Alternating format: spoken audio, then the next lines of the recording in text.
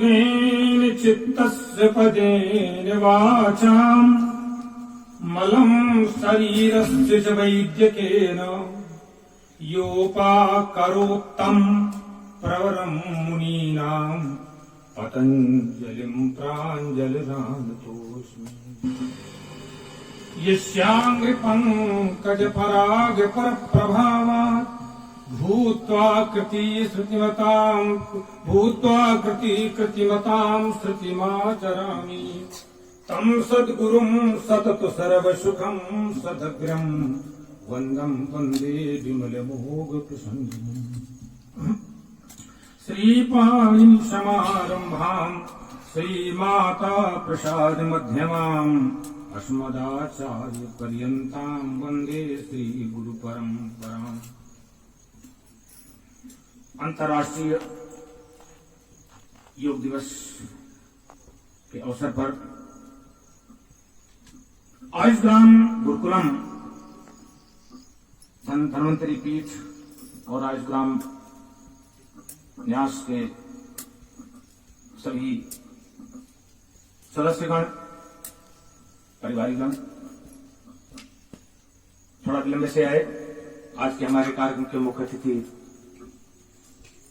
वरिष्ठ वक्ता श्री अवधेश त्रिपाठी जी। इस कार्यक्रम के मैं संयोजक कहूं या संवैधानी कहूं, जिनके निष्काम सहयोग से ये हमारा कार्यक्रम सफल हुआ। हमारे योगाचार्य मंचासीन श्री त्रिपाठी जी, गुरुकुलम के हमारे लगनशील ओजस्वी मनस्वी श्री प्रधानाचार्य श्री बहुगुणा जी, और भी सभी उपस्थित जन। पूर्व वक्ताओं ने बहुत कुछ बताया, योग के बारे में भी बताया। योग अंतर्राष्ट्रीय योग दिवस क्यों मनाया जाता है इस पर भी चर्चा किया।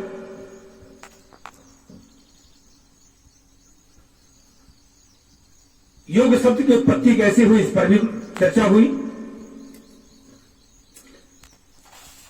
देखिए, हम जब जाते हैं ना, अपने शास्त्रों की ओर जाते हैं,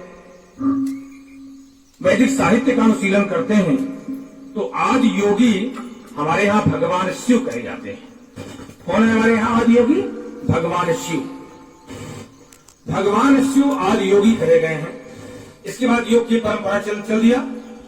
अभी मैंने मंगलवार चरण में जो श्लोक मैंने कहा है, योगेन चित्तस्य पदेन वाचाम् बलं शरीरस्य च वैद्यकेन योपाकरोत्तम प्रवरम् मुनीनाम् पतंजलिम प्राञ्जलिरानतोऽस्मि। इसके बाद महर्षि पतंजलि का नाम आता है। तो देखिए, वही महर्षि पतंजलि योगेन चित्तस्य, चित्त की शुद्धि कैसे हो? योग के द्वारा। योग चित्त की शुद्धि कैसे हो?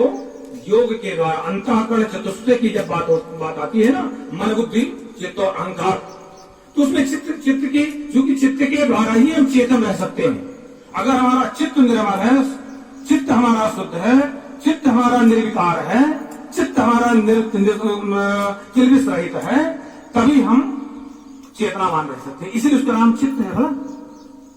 तो इसीलिए हमारे महर्षि पतंजलि ने एक संक्षिप्त कह दिया है, योग चित्तवृत्ति निरोधा। उन्होंने क्या कहा है? योग किसे कहते हैं? जिस क्रिया के द्वारा हमारे चित्तवृत्तियां इधर उधर भग रही हैं, चित्तवृत्तियां इधर उधर दौड़ रही हैं, भाग रही हैं, तो जो चित्तवृत्तियां जिनके द्वारा निरुद्ध हो जाएं, स्थायी हो जाएं, स्थिर हो जाएं, उस क्रिया को हम योग कहते हैं। तो एक हमारी भारत भूमि तो महापुरुषों की भूमि है, देवताओं की भूमि है। यहां तो साक्षात परमात्मा अवतार लेता है ना। देवता भी यहां जन्म पाने के लिए लालायित रहते हैं। तो देखा, यहां की मानव एकदम विकारों से ग्रस्त होकर के, शारीरिक और मानसिक विकारों से त्रस्त होकर के इधर बेचैन एकदम अशांत घूम रहा है। उसको शांति ही नहीं है, संतोष ही नहीं है। कहीं बीमारी को लेकर के, शरीर को लेकर के, कहीं धन को लेकर के, कहीं स्त्री इत्यादि को लेकर किसी न किसी चीज में एकदम असंतोष है, एकदम असंतोष है। तो उस परमात्मा ने जो महर्षि पतंजलि के रूप में जन्म लिया और उन्होंने चित्त को निर्विकार करने के लिए योग विद्या का आविष्कार किया। योगेन चित्तस्य पदेन वाचाम। इसके बाद अब वाणी की शुद्धता कैसे हो? चित्त तो शुद्ध हो गया, हम शुद्ध वाणी कैसे बोल पाए? हमें पता नहीं है कि हम जिसको हम सरौता वाला सा कहते हैं वो दांत से बोलना है कि वो मूर्धा से बोलना है कि हमें तालु से बोलना है। बड़ा मुश्किल है। हम खूब वेद शास्त्र पुराण खूब पढ़ डालते हैं, हमें शब्दों का ज्ञान ही नहीं है। उच्चारण कहाँ से करना, फल कैसे मिलेगा? वाणी की शुद्धता कैसे? हम वाणी को वाणी बोलते रहते हैं, वायु को वायु बोलते रहते हैं, क्या क्या बोलते रहते हैं। तो वाणी की शुद्धता कैसे हो? तो फिर क्या हुआ? उन्होंने फिर पतंजलि के स्वरूप में आकर के और महाभाष्य की व्याकरण शास्त्र की रचना किया। उन्होंने व्याकरण शास्त्र की रचना किया ताकि इसी को हम शब्दानुशासन कहते हैं। अभी डॉक्टर जयप्रताप जी ने योगानुशासन की बात की, मैं शब्दानुशासन की बात कर रहा हूं। व्याकरण को शब्दानुशासन कहते हैं, जिसका शब्दों में कमांड हो, जिसका शब्दों में अनुशासन हो, तो उसको कहते हैं शब्दानुशासन। तो शब्दानुशासन की रचना किया महर्षि पतंजलि ने। योगेन चित्तस्य पदेन वाचाम मलम शरीरस्य वैद्यकेन। अब शरीर हमारा रोगी रहेगा तब कैसे काम चलेगा? तो देखिए, मैं इस बात का शुरू से विरोध करता आया हूं, आज 20 साल से। बाद में योग दिवस आया, लेखनी के माध्यम से, मंचों के माध्यम से, कि केवल योग के माध्यम से हम निरोग तो नहीं रह सकते, पूरी तरह निरोग नहीं रह सकते। अगर ऐसा होता, योगाचार्य जी त्रिपाठी जी, अगर कहीं ऐसा होता, मेरी बात तोड़ करने लायक है, अगर कहीं ऐसा होता कि योग के माध्यम से संपूर्ण आरोग्य होता, तो वही व्यक्ति केवल योग की रचना करके वो अपना चले गए होते परम धाम को, अपने लोग को चले गए होते। लेकिन उसी व्यक्ति ने योग की रचना किया और उसी व्यक्ति ने चरक के रूप में अवतार करके आयुर्वेद की रचना किया। योगेन चित्तस्य पदेन वाचाम मलम शरीरस्य वैद्यकेन। वैद्य शास्त्र की रचना किया वो उसी व्यक्ति ने, उसी महापुरुष ने, उसी आत्मा ने, उसी महान आत्मा ने। क्यों किया? अरे योग से करके समाप्त हो गया होता बात। योगेन चित्तस्य पदेन वाचाम मलम शरीरस्य वैद्यकेन योगा करोत्तम प्रवण मुनि नाम पतंजलि प्रांजलि। ऐसे महामुनि को हम बार बार प्रणाम करते हैं।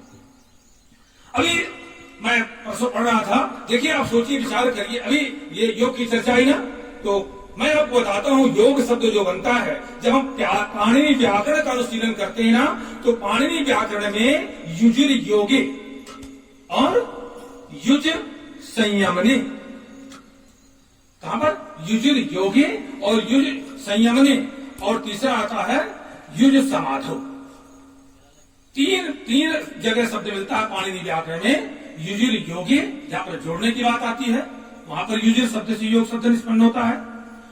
योग शब्द का अर्थ जो है युज समाधो, समाधि अवस्था में आ जाना, समाधि हो जाना, एकाग्रता हो जाना, वो अवस्था आती है। तो योग का अर्थ समाधि में जाना भी होता है। तभी तो अष्टांग आयुर्वेद की बात आती है, यम यम आसन प्राणायाम प्रत्याहार, और ये अंत में जाकर के समाधि की बात आती, ध्यान धारणा समाधि, एकदम थोड़ी समाधि। क्योंकि योग का मूल उद्देश्य समाधि पर ले जाना है। और जो व्यक्ति समाधिस्थ नहीं हो सकता है, मन एकदम भड़बड़ा रहा है, एकदम बेचैन है, व्यर्थ में चिंतन चल रहा है, बीमारी के बारे में ही चिंतन चल रहा है, शरीर के बारे में चिंतन, वो योगी नहीं है, वो भोगी है, परम, मान लीजिए परम भोगी है, तभी उसको परेशानी हो रही है। योगी व्यक्ति तो ही भड़बड़ाता ही नहीं है जिस अवस्था में, वो परम भोगी है। अगर आप भोगी हो जाएंगे तो निश्चित रूप से रोगी हो जाएंगे, अगर आप योगी हो जाएंगे तो निश्चित रूप से निरोगी रह जाएंगे, और अगर आप योगी हो जाएंगे तो उपयोगी हो जाएंगे, और योगी हो जाएंगे तो निश्चित रूप से सदुपयोगी हो जाएंगे। ये निश्चित है। अन्यथा भोगी हो जाएंगे तो रोगी हो जाएंगे, फिर आपके दिमाग में तमाम रोग पैदा होते रहे, चलते जाएंगे। क्योंकि योग का शब्द अर्थ ही समाधि है, समाधि अवस्था में है। इसके बाद भगवान कृष्ण की बात तो सभी लोग योगेश्वर कृष्ण जानते हैं, लेकिन भगवान राम भी महान योगी हुए हैं। मैं बताता हूं, उदाहरण देता हूं, क्योंकि प्रमाण से बात करूंगा मैं आपको। भगवान राम को ही महायोगी कहा गया है। रावण का वध हो जाता है और उस समय मंदोदरी विलाप कर रही होती है। वाल्मीकि रामायण का आप जो है 111वां सर्ग के 14वें 15वें का श्लोक है। 111वें सर्ग का 14, 12, 13, 14, 11वां संभव, हाँ याद आ गया। व्यक्त में मंदोदरी कहती है, अरे मैं रावण में तुमको बार बार समझा रही थी कि राम जो है कोई सामान्य थोड़ी, तो मनुष्य मान रहे थे, वो तो व्यक्त में महायोगी परमात्मा सनातन प्रमाण लीजिए। भगवान राम ही महायोगी है। उन्होंने कहा कि व्यक्त में महायोगी परमात्मा सनातना। अरे राम तो साक्षात परमात्मा है, सभी चीजों में समाई हुई है और महान योगी है। व्यक्त में महायोगी परमात्मा सनातन है साक्षात। भगवान राम भी परम योगी है, प्रमाण है ना वाल्मीकि रामायण का। तो अब देखिए इन महान आत्माओं का आशीर्वाद लंबे समय हम गुलामी अवस्था से गुजरते गए, लंबे समय से एक महान आत्मा का अवतार हुआ, महापुरुष का अवतार हुआ भारत में। वर्ष 2014 का समय आया। अब 2014 का जब समय आया तो अब 2014 क्यों? देखिए हमारे यहाँ 7 लोक है ना, 7 लोक है ना, 7 विधाएं हैं, 7 धातुएं हैं, और 2014 का जो हम योग की चर्चा योग कर देते हैं तो भी 7 बन जाएगा। इसलिए 2014 का संयोग बना, जोड़िए आप 2014 7 बन जाएगा।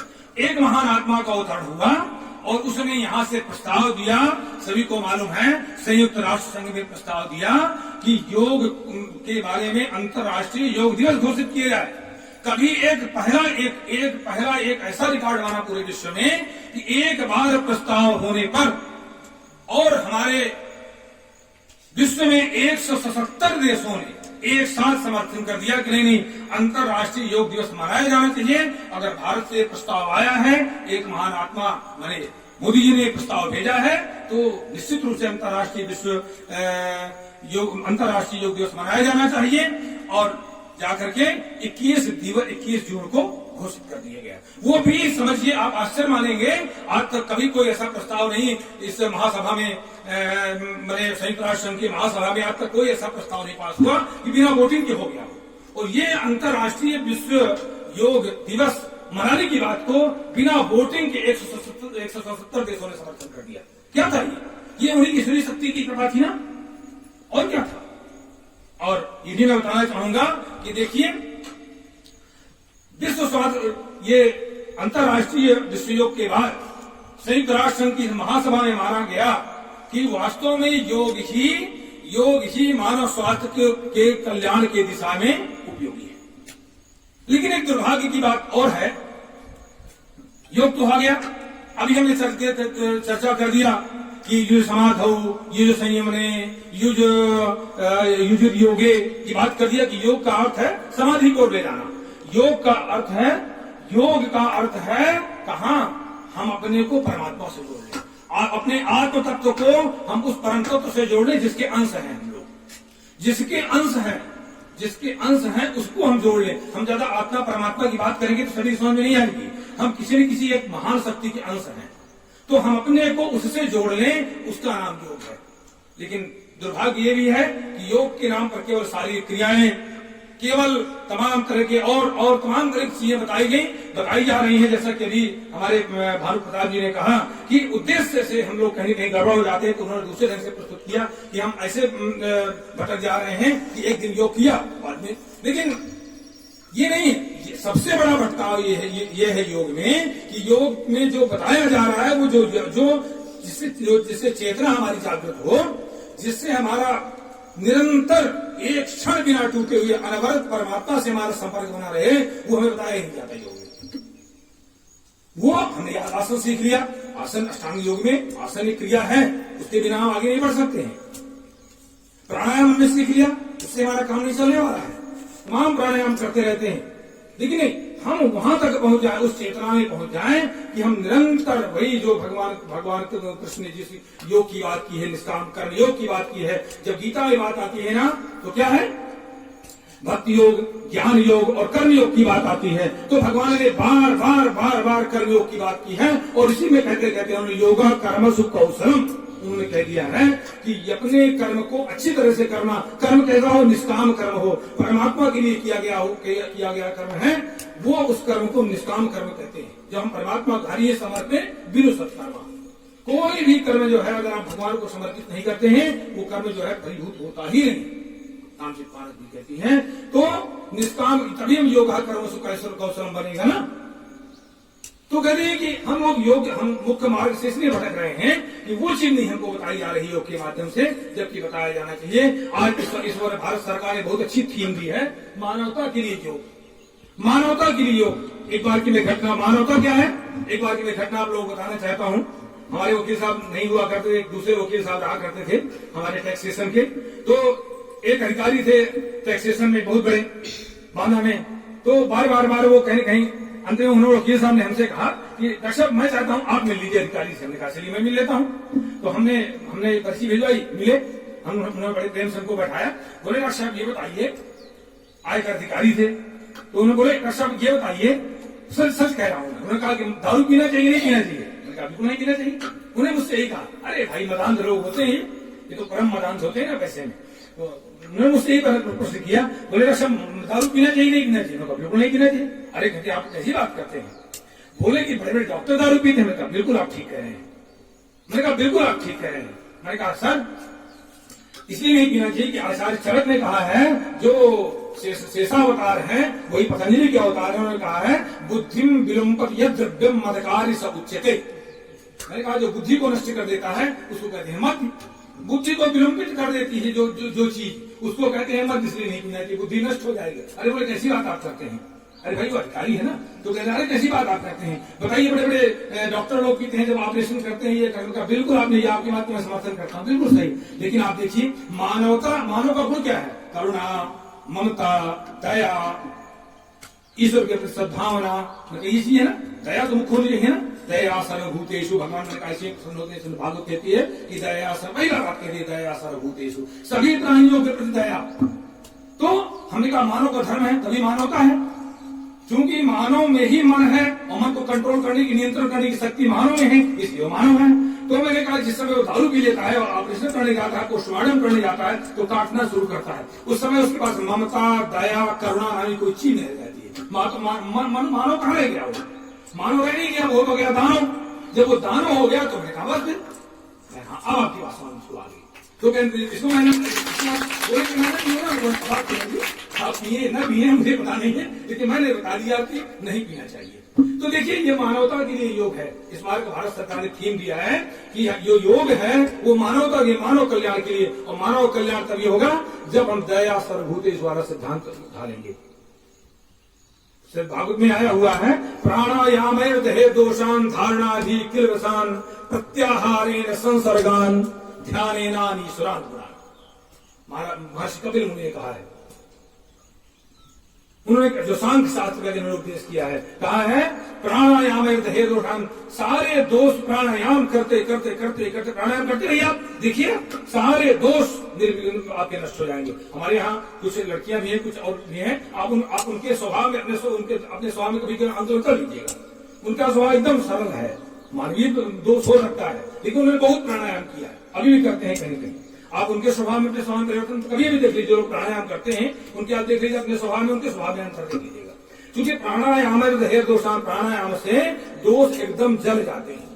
और धारणा भी किलविषान, ध्यान धारणा समाधि है ना, धारणा के द्वारा जो है व्यक्ति किलविष रहित हो जाता है।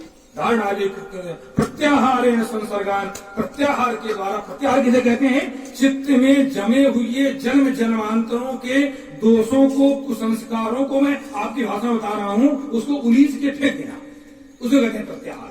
जन्म जन्मांतरों के, फिर से बता दूं, हम किसी ने भैंस थे, किसी ने बिल्ली थे, किसी ने कुत्ता थे, किसी ने पता नहीं मानव जन्म पाए, तो वो संस्कार तो रहेंगे हमारे, रहेंगे जरूर रहेंगे। हो सकता है पुरुष ने मानव रहे तो और अच्छे मानव का गुण आ जाएंगे। तो प्रत्याहार का अर्थ है सामान्य भाषा में जन्म जन्मांतरों के चित्त में जमे हुए कुसंस्कारों को बाहर उलीझ के फेंक देने का नाम क्या है? प्रत्याहार। उसको प्रत्याहार कहते हैं। और वही चीज जो है योग के द्वारा होता है, वो नहीं बताया जाता है। तो प्रत्याहारेण संसर्गान और ध्यानेना, जब योगाचार्य जी ने कराया हमारे, ध्यानेनानीश्वरान गुणान। और ध्यान के द्वारा एक बहुत बड़ी उपलब्धि होती है। क्या होती है? व्यक्ति जो है गुणातीत हो जाता है। क्योंकि ईश्वर जो है गुणातीत है ना, लोग स्तुति में कहते हो ना गुणातीत, भगवान शंकर के नमामि शिव कहते हो ना गुणातीत। तो भगवान जो है परमात्मा गुणातीत है, गुणों से परे है। तो क्योंकि परमात्मा गुणों से परे हुए है, तो ध्यान करते करते, ध्यान जब करते करते व्यक्ति जो है रजोगुण, सतोगुण और तमोगुण से मुक्त हो जाता है, वो ईश्वर हो गया। मानव ही तो देवता बनता है, और कौन बनता है? मानव में ही तो एक सामर्थ्य की परमात्मा बन सकता है, मानव में ही तो एक सामर्थ्य की वो मनुष्य से देवता बन सकता है। मानव ही तो सामर्थ्य, और किसी में सामर्थ्य नहीं है। तो ध्यान ईश्वरानुमान, ध्यान के द्वारा जो है हम ईश्वरत्व को प्राप्त कर सकते हैं, माने रजोगुण और तमोगुण से मुक्त हो सकते हैं जो ईश्वर को प्रिय नहीं है। ईश्वर को तीनों गुण में से कोई प्रिय नहीं है, रजोगुण, तमोगुण, सतोगुण कोई प्रिय नहीं। सतोगुण से भी ऊपर उठना पड़ता है। अगर सतोगुण रहेंगे तो फिर से आपको मोक्ष। आयुर्वेद में योगो मोक्ष प्रवर्तका, योग को जो है मोक्ष प्रवर्तक कहा गया है। और जीते जी मोक्ष कहीं वहां नहीं मिलने वाला है हमको, कहीं ऐसा लोक नहीं बना हुआ है, ऐसी जगह नहीं कहीं भाई वहां जाके मोक्ष यही होना पड़ता है आपको जीते जी। मोक्ष कैसे? कर्म करते हुए कर्म बंधन न बने, कर्म बंधन न बने, कर्म पर आसक्तियां हो, हम मोक्ष गति पहुंच गए। कर्म आप समाज के लिए करिए, धीरे धीरे धीरे धीरे आपको मोक्ष गति बन जाएगी। इतनी सरलता सहजता आ जाएगी आप में कि आप देखिएगा। आपको देखिए गीता में योगा कर्म कौशल की बात आई है। तम विद्या और कहा है तम विद्या दुख संयोग वियोगम योग संगीतम, जिसके द्वारा, जिस क्रिया के द्वारा दुख से वियोग हो जाए, तम विद्या दुख वियोग संगीतम योगम, उसको भी कहते हैं। और जय मनो प्रसन्नोपायो नाम योग, मन की परम शांति प्राप्त हो जाए, उसको भी योग कहते हैं। पतंजलि की बात मैंने बताई दिया कि योग से चित्तवृत्ति निरोग, ये बात है। तो और बता दो, योग गीता में समत्तम योगी मुच्यते भी कहा गया है। जब हम युद्धो समभूत्वा, चाहे जय और पराजय जो अवस्था है, हानि लाभ कोई अवस्था है, उसका हम समत्व को बनाए रखें, धैर्य को बनाए रखें, बस उसका नाम भी योग है।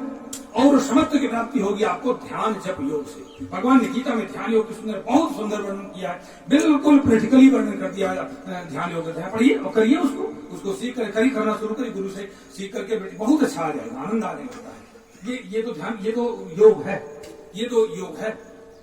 अंत में क्या हो जाता है? बहुत अच्छा भरत ने कह दिया है, धैर्यम यस्य पिता क्षमा जननी। योगी व्यक्ति कैसा हो जाता है? धैर्यम यस्य पिता क्षमा जननी शांति स्थिरम गेहनी। धैर्य उसका साक्षात पिता बन जाता है। क्या बन जाता है?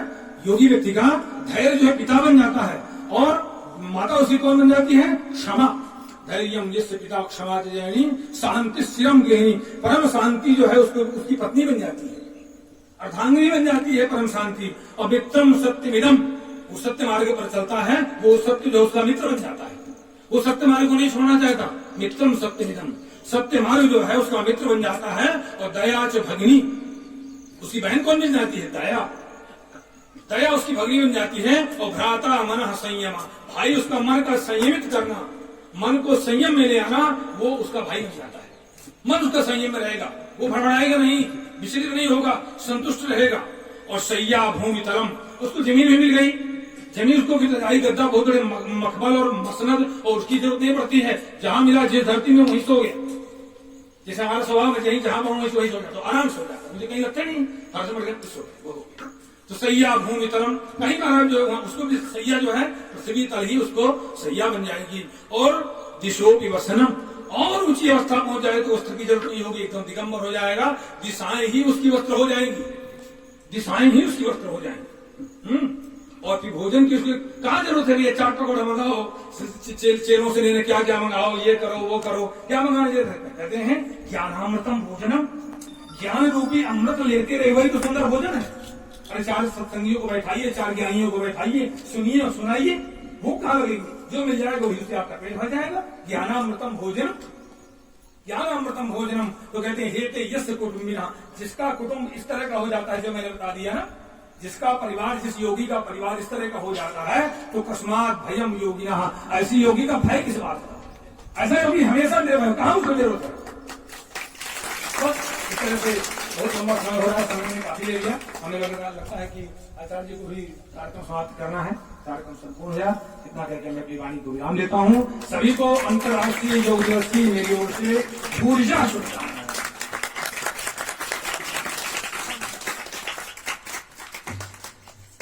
Hello.